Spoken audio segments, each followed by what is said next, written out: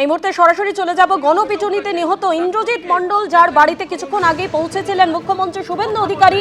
তিনি সেখান থেকে বেরিয়ে গেলেন। সরাসরি আপনারা এই মুহূর্তে দেখতে পাচ্ছেন, আমাদের প্রতিনিধি শিবাশিস মৌলিক আমাদের সঙ্গে রয়েছে। শিবাশিস, কি খবর এই মুহূর্তে? একবারে দেখো, এই মুহূর্তে মুখ্যমন্ত্রীর কনভয় এখনো ইন্দ্রজিৎ মণ্ডলের বাড়ির সামনে রয়েছে। ইন্দ্রজিৎ মণ্ডলের বাড়ি থেকে বের হয়েছেন মুখ্যমন্ত্রী শুভেন্দু অধিকারী।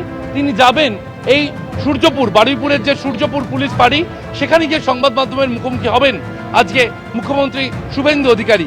ইন্দ্রজিৎ মণ্ডলের বাড়ি থেকে তিনি বেরিয়ে এলেন, তার সঙ্গে ছিলেন রাজ্য পুলিশের ডিজি সিদ্ধিনাথ গুপ্তা, এসএন গুপ্তা, তিনি উপস্থিত ছিলেন। সিদ্ধিনাথ গুপ্তা এবং রাজ্য পুলিশের ডিজি এবং মুখ্যমন্ত্রী তারা ইন্দ্রজিৎ মণ্ডলের বাড়ি থেকে বেরিয়ে তারা সরাসরি চলে গেলেন বারুইপুর সূর্যপুরের যে পুলিশ ফাঁড়ি আজকে উদ্বোধন হওয়ার কথা, সেখানে গেলেন মুখ্যমন্ত্রী। তিনি পুলিশ ফাঁড়ি উদ্বোধন করবেন এবং সেখানেই সংবাদ মাধ্যমের মুখোমুখি হবেন মুখ্যমন্ত্রী শুভেন্দু অধিকারী।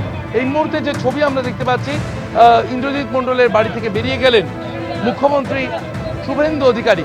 আমার সঙ্গে রয়েছেন বাপি মণ্ডল, আমি কথা বলার চেষ্টা করব। নিয়োগপত্র পেলেন? একটু ছবিটা একটু তুলে ধরুন। এই সেই নিয়োগপত্র যে বাপি মণ্ডলের হাতে তুলে বারুইপুর পুলিশ জেলার এসপির তরফ থেকে এই নিয়োগপত্র দেওয়া হয়েছে বারুইপুর পুলিশ ডিস্ট্রিক্টের, এবং সেখানে west Bengal civic volunteer enrolment certificate, civic ভলেন্টিয়ারের চাকরি দেওয়া হলো আপনাকে। আমি খুব খুশি স্যার, খুব খুশি স্যার, খুব খুশি। কি বললেন মুখ্যমন্ত্রী?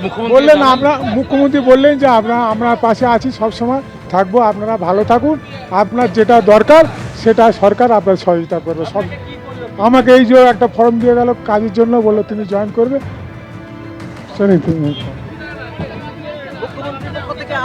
মুখ্যমন্ত্রী কি অভিযোগ করলেন? অভিযোগ না স্যার, অভিযোগ বলতে আমার এই ভাইটা যে বিনা কারণে যেন চলে গেল, তাদের যেন সাজা হয়। কারণ আমার ভাই তো আর ফিরে আসবে না।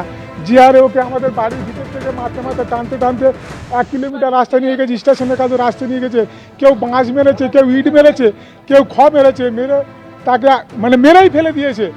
এরকম অবস্থা করে দিয়েছে তার। আর এই যে অশান্তি চলছে, আমাদের মাননীয় মুখ্যমন্ত্রী বলেছেন আপনারা ভালো থাকুন, আমরা সারা জীবন আপনাদের পাশে। কথা বললো তোমাকে একটা কাজ দিয়েছি, তুমি ওই কাজটা করো আর বাম্মাকে সেবা করো, যেন বাম্মাকে কোনোদিন কষ্ট দিও না। বাবা মার সাথে কথা হলো মুখ্যমন্ত্রী। এবিপি আনন্দ, এগিয়ে থাকে, এগিয়ে রাখে।